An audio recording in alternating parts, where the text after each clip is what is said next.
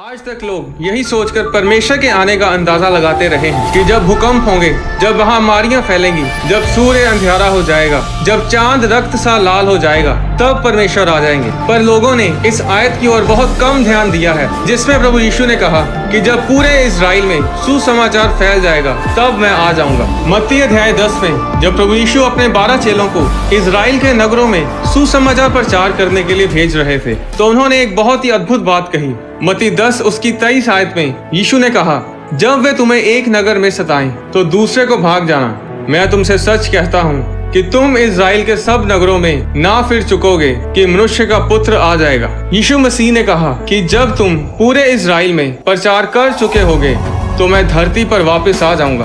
अगर आप इजराइल को देखें तो वो बस 424 किलोमीटर उत्तर से दक्षिण तक और 114 किलोमीटर पूरब से पश्चिम तक फैला हुआ है। और 2000 साल पहले पूरे इजराइल में प्रचार करने के लिए इतना समय नहीं लगना था, क्योंकि उस समय इजराइल की जनसंख्या सिर्फ 10 लाख के करीब थी। चेलों ने पूरे इजराइल में सिर्फ 1 से 2 सालों में प्रचार कर लेना था, पर वो प्रचार 70 ईस्वी में रुक गया जब रोमी सरकार ने यरूशलेम पर हमला किया और भवन को गिरा दिया। और उस समय यहूदी लोग दूसरे देशों में भाग गए थे। यहेजकेल अध्याय 36 उसकी 8 से 11 में लिखा है, परंतु हे इजराइल के पहाड़ों, तुम पर डालियां पनपेंगी और उनके फल मेरी प्रजा इजराइल के लिए लगेंगे, क्योंकि उसका लौट आना निकट है। देखो, मैं तुम्हारे पक्ष में हूँ और तुम्हारी और कृपा दृष्टि करूंगा, और तुम जोते बोए जाओगे, और मैं तुम पर बहुत मनुष्य अर्थात इजराइल के सारे घराने को बसाऊंगा, और नगर फिर बसाए और खंडर फिर बनाए जाएंगे। मैं तुम पर मनुष्यों और पुरुषों दोनों को बहुत बढ़ाऊंगा, और वे बढ़ेंगे और फूले फलेंगे, और मैं तुमको प्राचीन काल के समान बसाऊंगा और पहले से अधिक तुम्हारी भलाई करूंगा। तब तुम जान लोगे कि मैं यहोवा हूँ।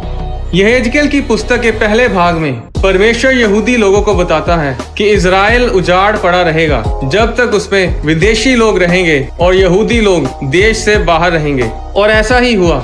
2000 साल तक इजराइल की जमीन बंजर पड़ी रही, बेरंग, बेढंग और पिछड़ी हुई रही। कोई विकास नहीं हुआ। यहेजकेल की पुस्तक के दूसरे भाग में परमेश्वर इजराइल की जमीन के चिन्हों को बताता है कि यहूदी लोगों के इजराइल में वापस आने पर क्या क्या होगा।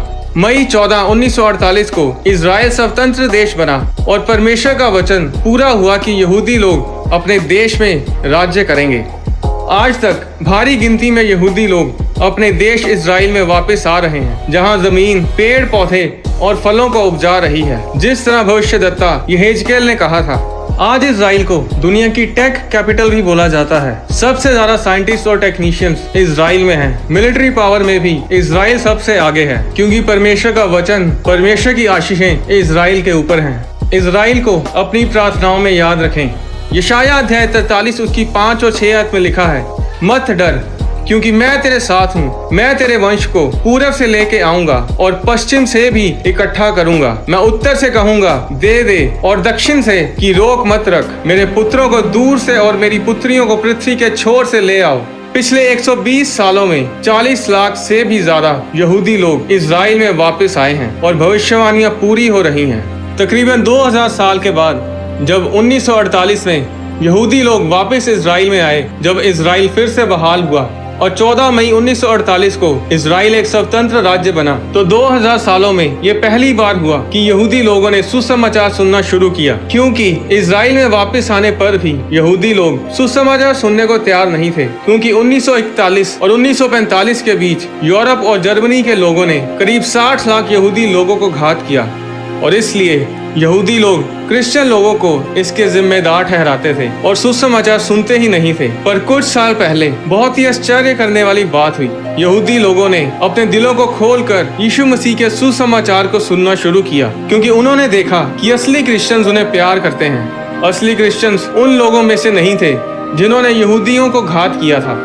आज इजराइल के हर एक घर में गॉड टीवी के जरिए लोग इब्रानी भाषा में सुसमाचार को सुन रहे हैं, और ये वही भविष्यवाणी पूरी हो रही है जो प्रभु यीशु मसीह ने की थी कि जब तुम इजराइल के सब नगरों में प्रचार कर लोगे मैं वापस आ जाऊंगा। सुसमाचार में सबसे बड़ी बात यह है कि ये अब इब्रानी भाषा में किया जा रहा है। इजराइल में हर कोई इंग्लिश नहीं बोलता, पर हर कोई इब्रानी भाषा बोलता है। यहाँ तक कि अरबी लोग जो वहाँ रहते हैं उन्हें भी इब्रानी भाषा आती है। अब इजराइल में टीवी पर पहले भी सुसमाचार प्रचार हो रहा था, पर वो इंग्लिश में हो रहा था और उसे वही लोग देख पा रहे थे जो इंग्लिश बोलते हैं या समझते हैं। पर अब गॉड टीवी इब्रानी भाषा में इजराइल के टीवी चैनल शेलानो टीवी पर प्रचार कर रहा है, जो कि भविष्यवाणी को पूरा कर रहा है। गोल्डा मायर, जो कि इजराइल की चौथी प्राइम मिनिस्टर और पहली वुमेन प्राइम मिनिस्टर थी और उसे इजरायली पॉलिटिक्स की आयरन लेडी भी कहा जाता था, उसने कहा था कि एक ही कारण है कि इजराइल स्वतंत्र देश बना है और वो ये है कि यहूदी लोगों को वापस इजराइल में लाया जाए, उन्हें परमेश्वर की प्रतिज्ञा वाले देश में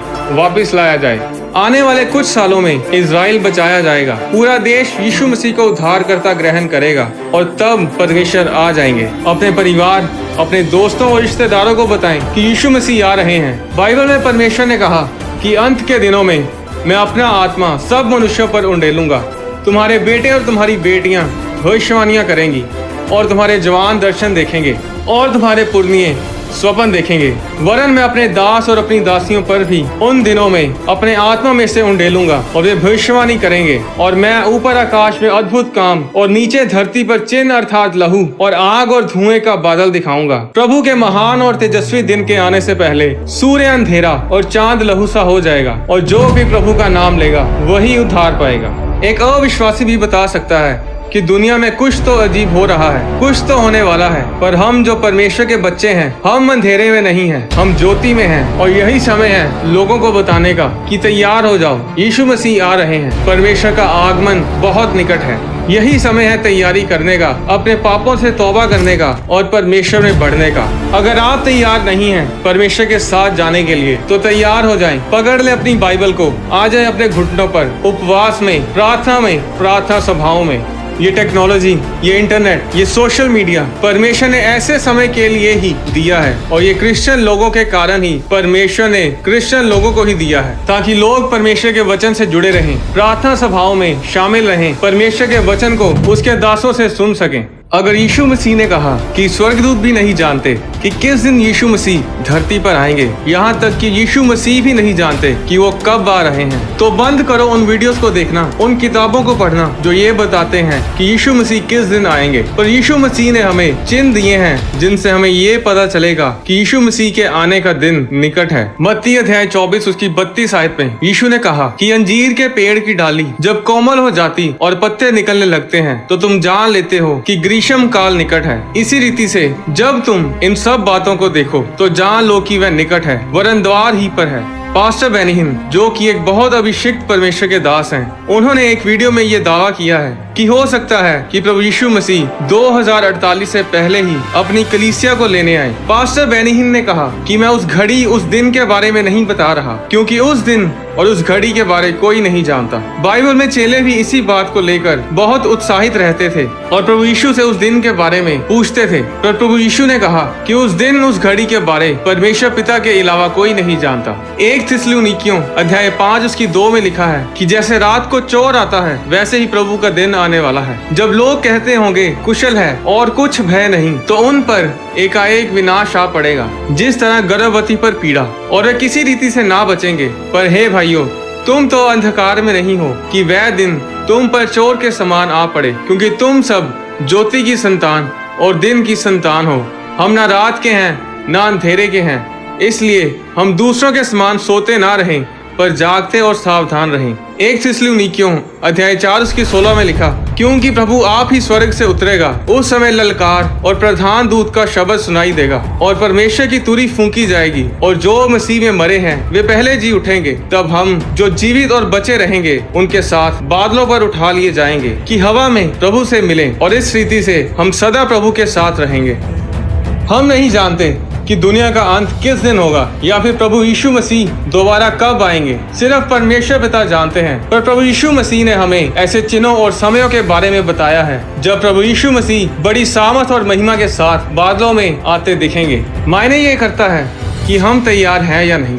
अगर परमेश्वर कल आ जाए 1 साल बाद आ जाए या फिर 20 साल बाद आ जाए, तो क्या हम यहीं धरती पर रहना चाहेंगे या फिर परमेश्वर के साथ स्वर्ग में जाना चाहेंगे? या फिर अगर हम उस दिन को देखने तक जीवित ना भी रहें, तो क्या हम मरने के बाद स्वर्ग में जाना चाहते हैं या फिर नर्क में, जहाँ रोना और दांतों का पीसना है? चाहे जो भी हो, हम परमेश्वर के साथ तभी उठा लिए जाएंगे अगर हम परमेश्वर के साथ वफादार हैं। मरने के बाद हम स्वर्ग में तभी जाएंगे अगर हम वफादार हैं, अगर हम प्रभु यीशु मसीह को अपना उद्धारकर्ता ग्रहण किए हुए हैं।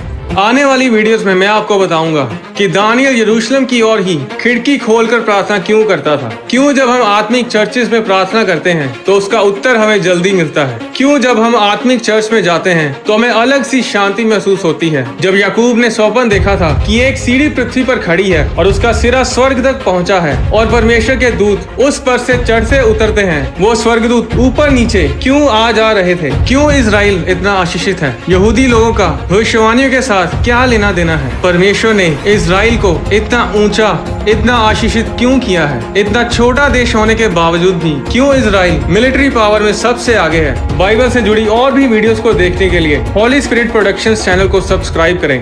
परमेश्वर आपको आशीष दे।